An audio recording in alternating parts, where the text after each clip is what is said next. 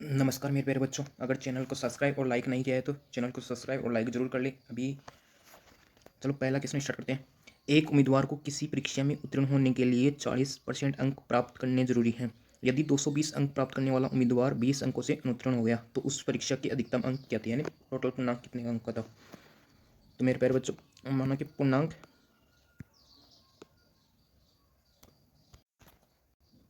पूर्णांक पूर्णांक माना कि एक्स है।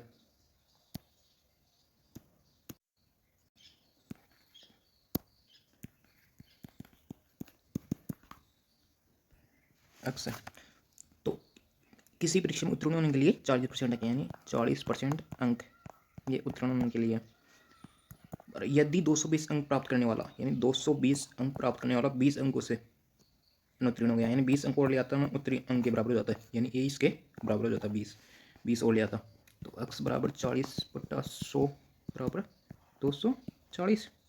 एक्स बराबर क्या जाएगा, 240 इंटू 100 ये 40 नीचे चला जाएगा, भाग में चला जाएगा, 4×4 = 24, यानी एक्स बराबर क्या आएगा 600, यानी अधिकतम पूर्णांक क्या है 600। ये आंसर हो गया। अगला क्वेश्चन देखो, एक प्रत्याशी किसी परीक्षा में 20% अंक प्राप्त करके 30 अंकों से फेल हो जाता है, परंतु अन्य प्रत्याशी 32% अंक प्राप्त करके उसमें पास होने वाले अंकों से 42 अंक अधिक प्राप्त करता है, तब पास होने के लिए अंकों का प्रतिशत क्या है। ये एसएससी जेल में आया हुआ क्वेश्चन के अनुसार चलते जाओ। एक प्रत्याशी किसी परीक्षा में 20% अंक प्राप्त करते हैं, माना कि पूर्णांक, ये पूर्णांक हो गया यानी एक्स।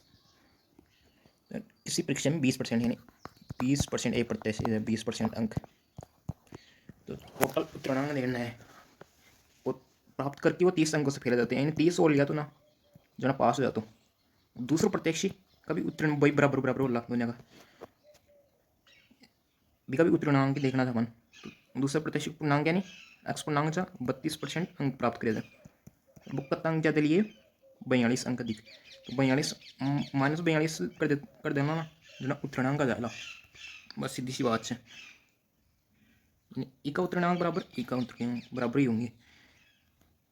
तो अब एक्स कॉमन ले लिया, 32/100 - 20/100 बराबर करेंगे 30 + 42, यानी ये निकालेंगे 32/100 में से 20 यानी 12x/100 बराबर 72। एक्स बराबर क्या जाएगा 72 × 100/12 72, एंड टोटल पूर्णांक क्या हो गया 600। अब क्वेश्चन ने पूछा है उत्तीर्णांक का परसेंट में पूछा है, तो टोटल 600 अंक का था पूर्णांक, इसमें से एक प्रत्याशी ने 20% अंक प्राप्त किए और 30 अंकों से फेल हो गया, यानी उत्तीर्णांक देखना है तो 30 और ले रहा था। 600 का 20 120 + 30 30, यानी कितने हो गए 150 अंकों में पूछता उत्तीर्णांक तो 150 आंसर हो जाता। अब परसेंट पूछा है हमें, तो परसेंट में पूछा है तो उत्तीर्णांक देखना है 150, टोटल अंक कितना था 600 पर 150 ले रहा है इंटू 100, 2 बिंदु से 2 बिंदु ये कटेगा यानी 25 पर। तो उत्तीर्णांक परसेंट में कितना हो गया, उत्तीर्णांक परसेंट में हो गया 25%, ये आंसर हो गया। अगला क्वेश्चन देखो, किसी परीक्षा में 52% विद्यार्थी हिंदी तथा 42% अंग्रेजी में फेल हुए हैं, यदि 17% विद्यार्थी इन दोनों विषय में फेल हुए तो कितने प्रतिशत विद्यार्थी दोनों विषय में पास हुए। ये ऐसे सीजीएल में प्रारंभिक परीक्षा में आया क्वेश्चन है। चलो देखो इसमें नारायक से कर लो इसको, ये हो गया ये हो गया, तो ये तो हिंदी का हो गया और ये इंग्लिश अंग्रेजी का हो गया। तो 17% विद्यार्थी दोनों विषय में है, ये 17 फेल हुई है। अब फेल होने वाले निकालेंगे 17%, 52% विद्यार्थी हिंदी में, तो 17 तो ये ले लिया, 52 में से 17 निकाल दो, 52 में से 17 निकाले तो 35, यानी यहाँ क्या आएगा 35। अब इनको जोड़ेंगे तो 52 ही आएगा, 52%। अब 17% इसमें ले लिया, और इंग्लिश में कितने हैं टोटल 42, 42 में से 17 निकाल दो, 42 में से 17 तो 25, यानी 25 हो गया।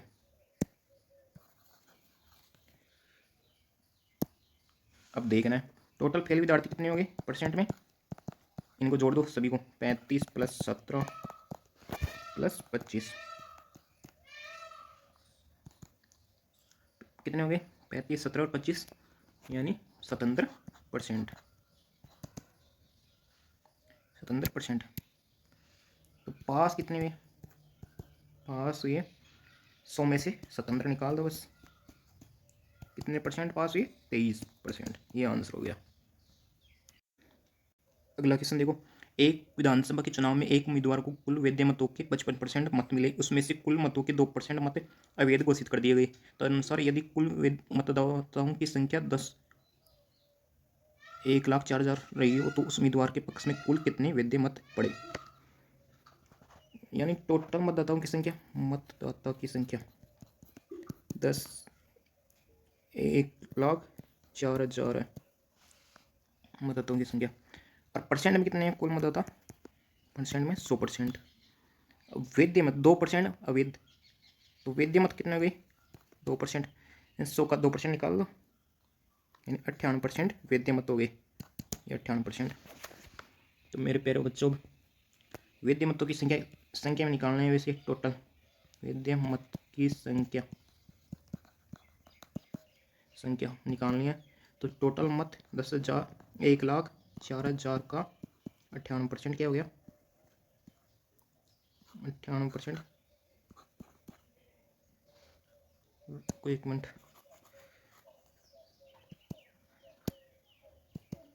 यानी 1,04,000 का 98%, यानी क्या आ गया, वैध मतों की संख्या क्या आ जाएगी, 1,01,920। ये टोटल वैध मत है। अब उम्मीदवार कितने मत हुए, उम्मीदवार यानी वैध मत होगा 1,01,920 में 55% मत मिले उस उम्मीदवार को, इसका 55% निकाल दो बस वैध मतों का, यानी बिंदु से बिंदु कैंसिल। इसको सॉल्व करेंगे तो 56,056 ये आंसर आ जाएगा बस। अगला क्वेश्चन देखो, दो प्रत्याशियों के बीच में हुए एक चुनाव में कुल डाले गए मतों के 60% मत प्राप्त करके एक प्रत्याशी 14,000 मतों से विजयी हुआ। जीतने वाले प्रत्याशी द्वारा प्राप्त किए गए मतों की संख्या क्या है। ऐसे सीरियल में आया हुआ किसने, चलो देखो, पहला वाला प्रत्याशी यानी कितने, 60%,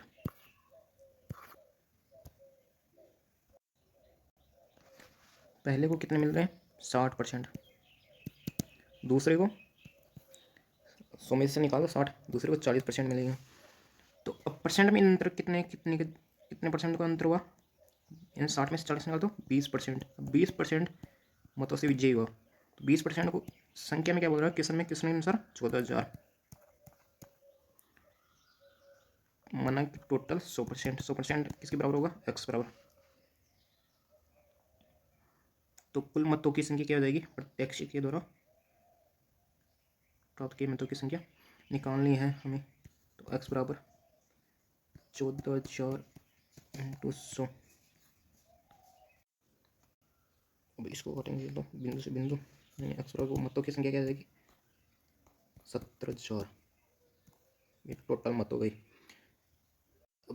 अब हमें पूछा है प्रत्याशी कितने मत प्राप्त किए, तो टोटल मत 17,000, 17,000 का 60%, प्रत्याशी ने, जीतने वाले ने कितने परसेंट मत प्राप्त किए, कितने मत प्राप्त किए पूछा किस में, तो दो बिंदु से दो बिंदु कैंसिल, यानी 42,000, यह आंसर हो गया।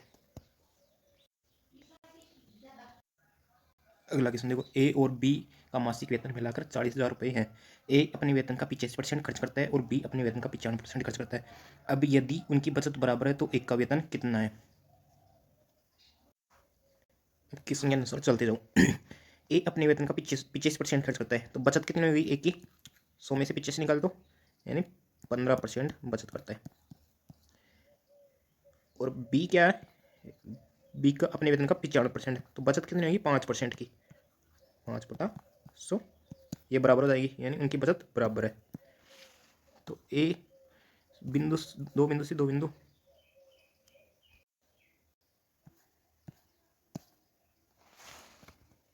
ए बटा बी बराबर क्या आ जाएगा, 1/3, ए अनुपात बी का यानी 1/3। अब टोटल ए प्लस बी कितने हो गया, 4 हो गया, ए प्लस बी 4 हो गया। 4 को कितना बोल रहा है, इन ए 4 को बोल रहा है मासिक वेतन मिलाकर, ए और बी का मासिक वेतन 40,000 हो गया, 40,000। अब क्वेश्चन में पूछा एक का वेतन, एक बराबर यानी एक बराबर एक्स, एक का वेतन क्या जाएगा 40,000 बटा 4 यानी 10,000, ये आंसर हो गया।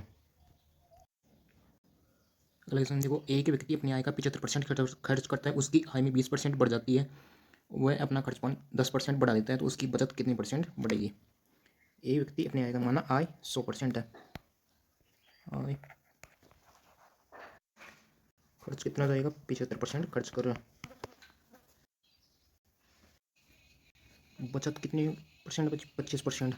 अब उसकी आय में 20% बढ़ जाती है, उसकी आय 20% यानी 100 की 20% यानी 120 होगी, वह अपना खर्च 10% बढ़ जाता है, 75 का 10% खर्च बढ़ा देता है, 10 बटा 100, 25 75 25 100, यानी इनको सॉल्व करेंगे, ये तो 120 हो गया, ये क्या हो गया, इसको सॉल्व करेंगे तो 82.5। अब 120 में से 82.5 निकाले तो 37.5, यानी अब कितना बचत हो रही है 37.5। अच्छा, पहले वाली बचत से कितने परसेंट बचत बढ़ रही है ये पूछा है, तो 37.5 माइनस 25 बटा कितने पे 25 पे इंटू 100, ये निकालना मान 12.5 बटा 25 इंटू 100, 25 के 100 यानी 50%। कितने परसेंट बढ़ रही है 50%। अगर मेरी क्लास अच्छी लगी तो सब्सक्राइब लाइक एंड शेयर जरूर करें। Thank you so much, next class मिलते हैं।